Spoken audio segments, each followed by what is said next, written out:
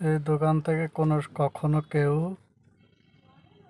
গোস্ত কিনবেন না।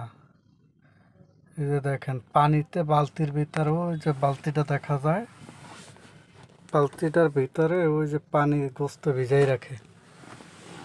দেখেন গোস্তটা ভিজাই রাখা তারপরে ঝুলায়। দেখেন দোকানের নাম হচ্ছে রাসু গোস্ত বিধান,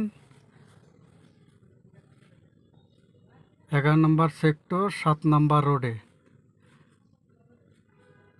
সবাই সাবধানতায় গোস্ত কিনবেন।